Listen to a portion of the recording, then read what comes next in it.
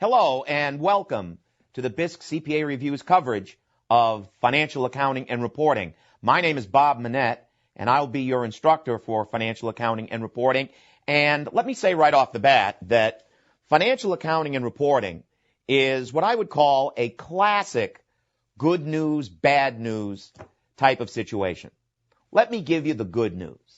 The good news with financial accounting and reporting is that I think you'll find of the 4 parts of the exam, it is the part where you will be most comfortable with the material.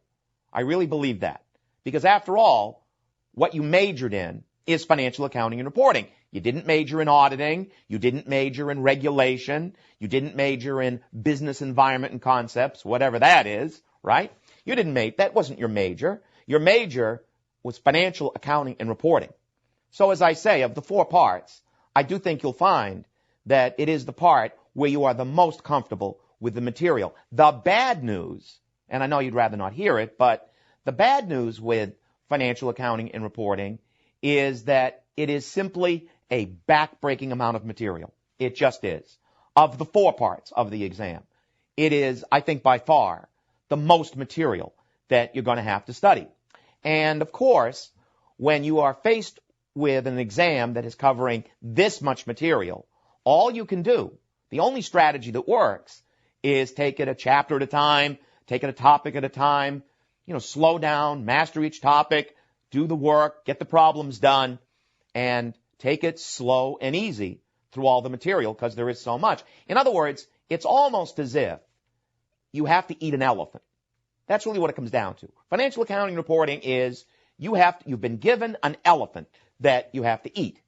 Well, obviously, you can't do it in one meal, so you got to break it up into little meals, and then hopefully you can get through the elephant. And, of course, we're hoping that's what these classes are all about, that we break this up into manageable pieces. Now, to give you an idea of exactly what they test in financial accounting and reporting, let me just quickly say that the official AICPA content specification that goes over the detail of what's in the financial exam is in your book. If you have the Bisk book, it's in Appendix B. I don't want to look at that right now, but when you get a chance to look at that, you'll find that the official content specification is not what I would call a model of clarity. It really isn't.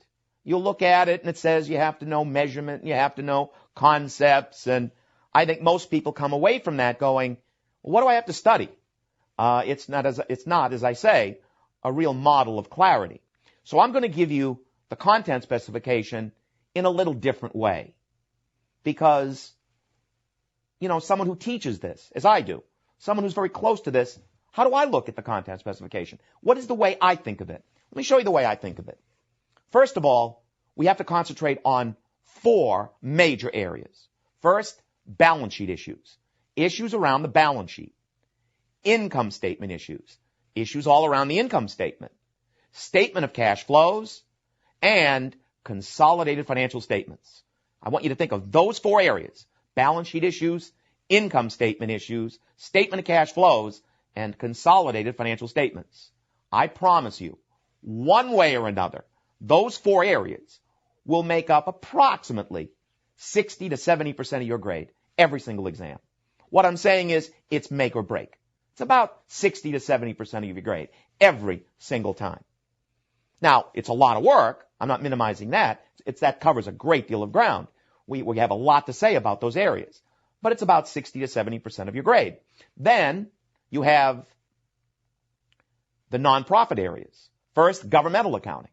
State and local governmental accounting. You can expect state and local governmental accounting to make up between 8 and 12% of your grade. Then there's ONPOs, other nonprofit organizations, ONPOs. When I talk about other nonprofit organizations, we're talking about private not-for-profit hospitals or healthcare entities, private not-for-profit colleges or universities, voluntary health and welfare organizations. These are your other nonprofit organizations other than state and local governments. And you can expect ONPOs to make up between 8 and 12% of your grade in the exam. Now, that's officially what each one represents, 8 to 12%. But my perspective, if I were studying for this exam, I'd expect state and local governmental accounting to make up closer to 12% of your grade. And I'd expect other nonprofit organizations to be closer to 8%. In other words, I'd expect nonprofit in total to be about 20% of your grade with a little bit more emphasis on governmental accounting. And I say that because governmental accounting really is more complicated. There's just more they can ask. So I think when it all shakes out, expect governmental accounting to be closer to 12%, other nonprofit organizations to be closer to 8%. Usually, it's about 20% of your grade. Now, if you add all that up, we're somewhere between 80 and 90% of your grade, and there's one final area, what I call miscellaneous financial accounting topics. Miscellaneous financial accounting topics will make up somewhere between 10 to 20% of your grade. What do I mean by miscellaneous financial accounting topics? Well, there's a whole list of them. I'm not trying to give you a complete list, but things like partnership accounting, foreign operations, personal financial statements, ratio analysis, earnings per share. There's a whole list of miscellaneous financial accounting topics, and we'll go over those too.